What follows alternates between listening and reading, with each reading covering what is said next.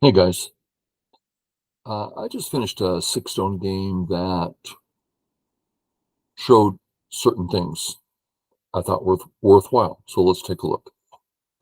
I'm white, settle my group. Joseki, he plays correctly, and this is a nice big move. Well worth playing. Uh, let's look at if he doesn't play it. So I get to creep into the center, and on top he's not particularly big. So his profit was down here at 0.3. But this move, he's looks like he's taking, well, the entirety of the board.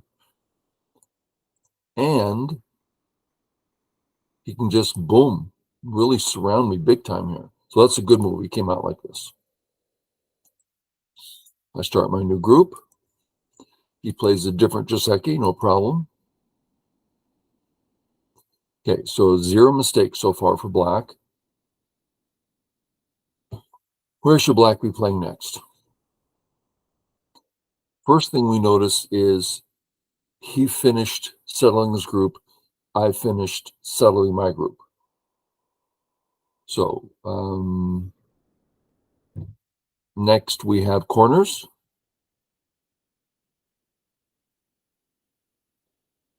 The corners that come to mind are if white plays here, that's he's getting a foothold in a big area. White is, that's mean. But if black plays it, it becomes a difficult place for white to play in.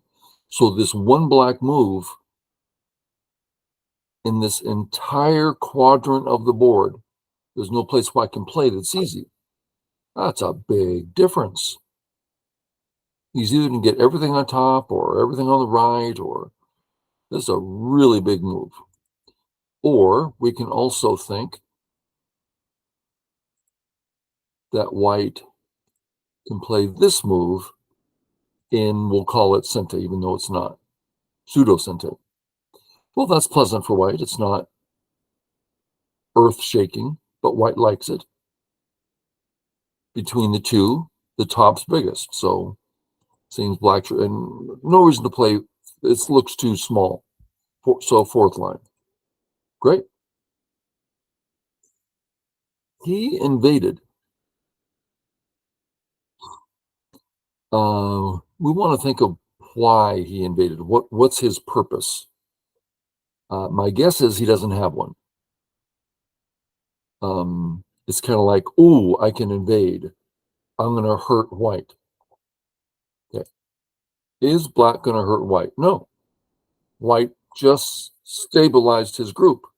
You can't go hurt a stable group. You can take away the stable group's points. You can force the stable group to live, but you can't make it unstable without his permission. So the attack, there is no attack. The points there, those are by no means the biggest area on the board. When it comes to size, this is bigger than invading. That's a pretty small move in a small area. So there's just no reason to be playing here. On the other hand, it puts white in something of a pickle. What do we do? Do we just play a basic I'm getting out kind of thing? I guess.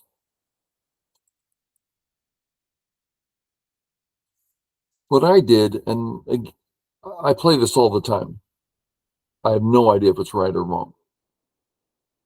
I say, go ahead and split me. I'll live in the corner. Black says no, correctly so. Then I fix. Reason I do this is now I can live in the corner easily. Boom, I'm alive. So I just did a great thing in the corner. If he tries to run out, well, I'll just connect across and maybe something like this and get my group out. I don't know what I'll do, but I'll be fine, and the corner's open. He goes to split me. I say no. He says, that's not easy for me. Why don't I get out? Okay. Sorry. He gets out. Now let's notice black just said, I'm out. White needs to decide, am I safe? Do I have sente? Do I not have sente? Now, hopefully you remember my method of figuring that out, which is a lot of pros hate this method. My method is if I do nothing, so I pass. Now you know why they hate it. Why are you passing? Ms. Jane says that. Why are you passing? Because I want to know how bad things are. So if I do nothing and black fills, I save my cut, and let's say Atari's great. My group is out and I have sente again. That didn't hurt. So I might choose to stay here, but I don't see a need to when it comes to my health. And of course, if he cuts, I just capture, and that's fine too.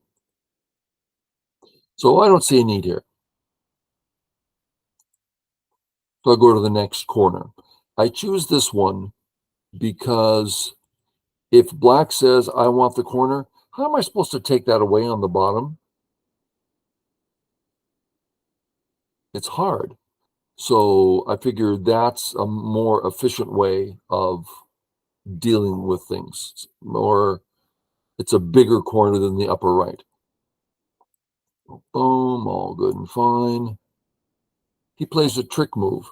The first time I faced this trick move, my group died. I couldn't believe it. So this time, I think it was the same guy. I'm not sure. This was over a year ago. So I made sure I read it out.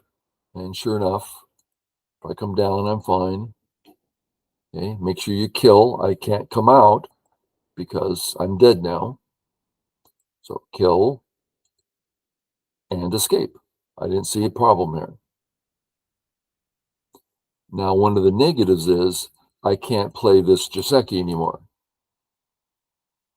So he gets that in game, but that's just a thing. I'm out. Okay.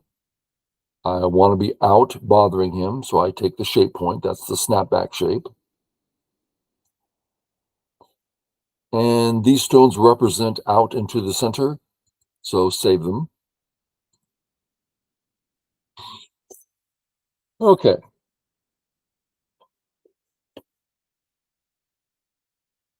One could say that nothing's really changed here.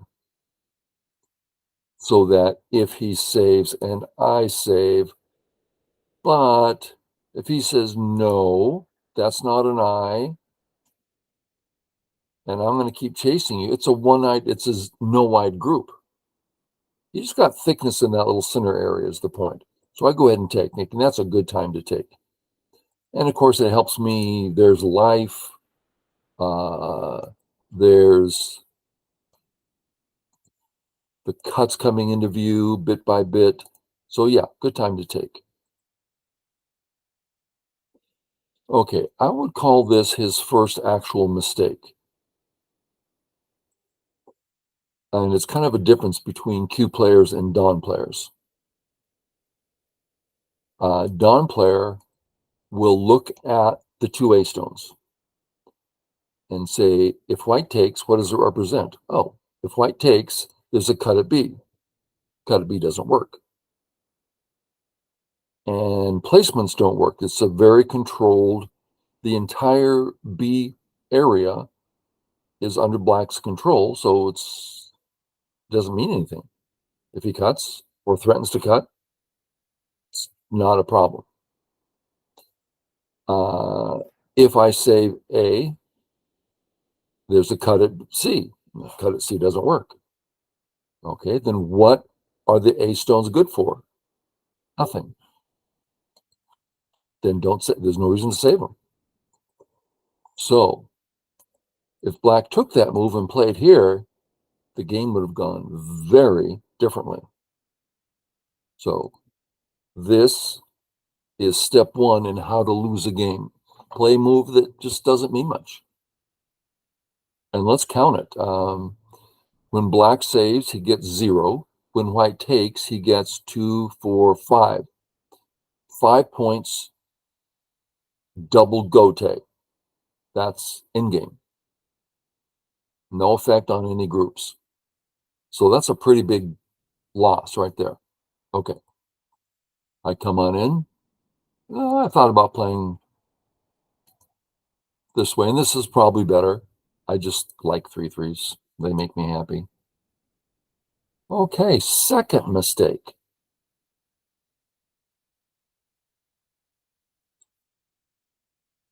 He's trying to win by, I have handicap stones on the board, and they're going to bring me points, and I'm just going to go around taking points now. No. Let's look at the A area.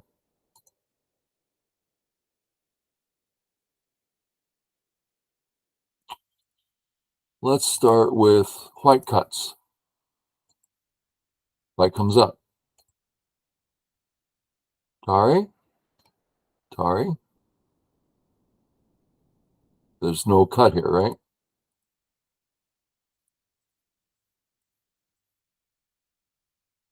So white can't cut because white just dies.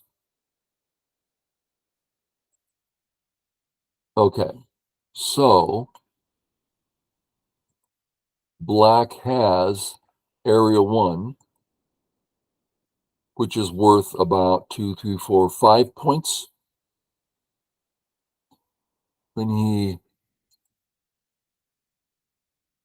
adds a move here, he goes from 5 to,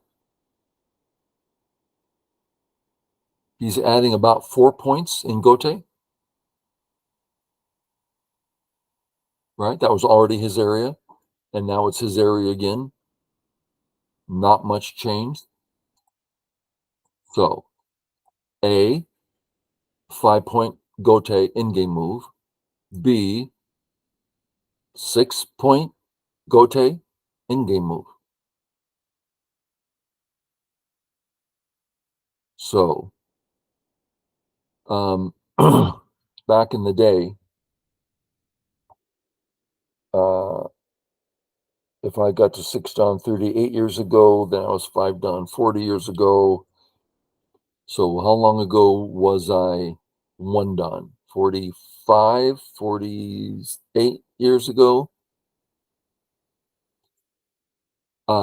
We're coming up in the ranks, and we used to do exercises, things, funny things.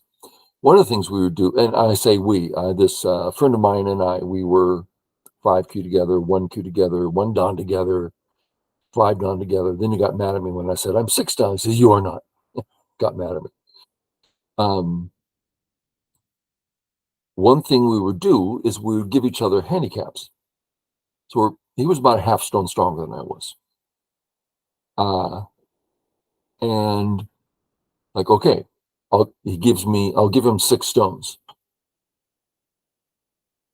And he would win because I would adopt an attitude of, well, I'll just do whatever. It doesn't matter. I have 6 stones. I'll just cream him. So in other words, I wouldn't use my stones. And he was really good at using his. And then we'd switch, right? And we'd go back and forth, and it was just surprising. We really learned if you don't use your stones, you're not going to win. So A and B are 2 examples of simply not using what's on the board. Now he's just playing some slow moves. I mean, tacking on another, how big is that? 2, 4, 6, an extra 10 points in gote. How many points did I get? 0. He gets 10, I get 0. Isn't that him winning? No, I'm developing a position. I kill the entire right side. because he's off doing unimportant things. This turn, I didn't used to think much of it until AI played it against me all the time. I'd try ignoring, right? AI at 9 Dawn is fierce. And he'd use these 3 white stones. And I'm like, yeah, what's the big deal? And he would crush me because I would let him have strength there. And it was just devastating. So I use it all the time now. It's like, oh, that's very nice. Very strong. Comes out. I live in the corner in Gote. Okay. I have to make sure my cut's fine. So this saves my cut. Right? If he cuts, just kill. Boom. Okay. If he cuts, I kill him. So that's not Sente. But it does allow me to come out. Right? So I can play away now. I choose to play this way, which attacks his right side in its entirety. I can come again. And now I could ignore again. But I thought, good time to just clean it up some. Hurts his eye shape. Maybe it's a little slow. I'm not sure. For instance, what if I played this way instead? He's, oh, I fix. Great, I fix. That might be better, right? It's faster. Yeah. Looking back, this might not be best, but it felt good. He plays away again. Okay. 1, 2, 3, 4, 5 moves that don't exactly take points. They don't attack anything. They don't defend anything. Just saying, oh, I'm getting so many points. And there's a lot of truth in that. But you don't win Go games by, I'm going to go take points. You look for points naturally.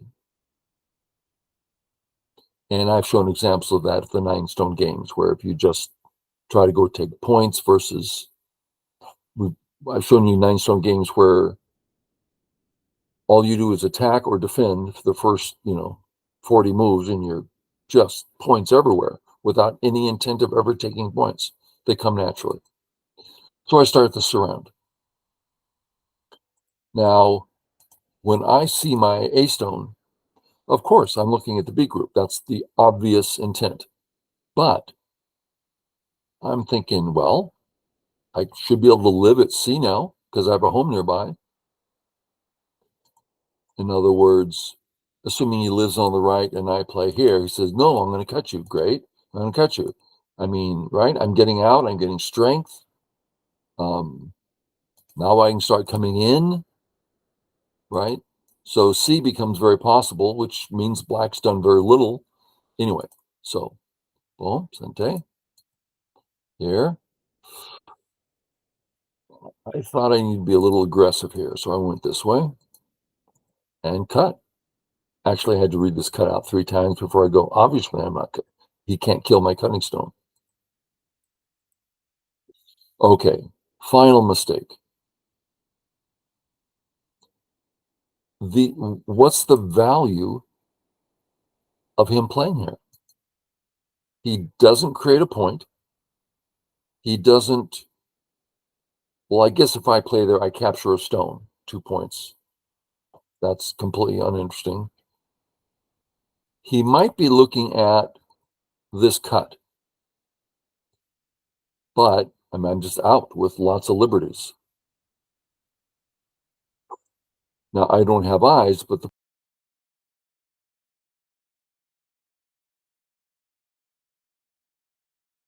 so he needs to live, right?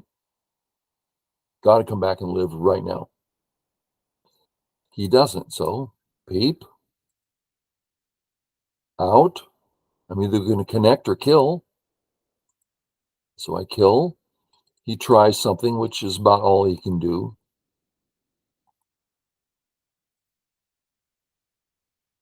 I have 3 liberties. He has 2, so I go for the kill. Tari, kill.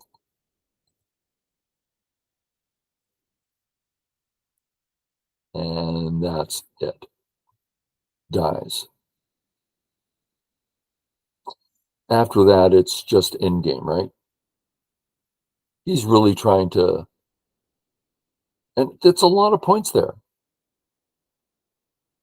But this weak perimeter, weak perimeter, weak perimeters everywhere. So when it came time for endgame, just whittled them all down, and I won by, I don't know what it was, 40, 45. So just endgame. Fix my cut as I threatened to come in. Nice, great Sente move. And this, I figure if he comes down here, the left's looking pretty big. It might bring him back in the game. So I thought, let me just handle that cleanly.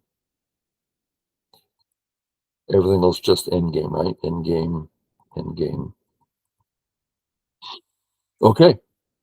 Hope that was a little bit useful. And we'll catch you all next time. Bye.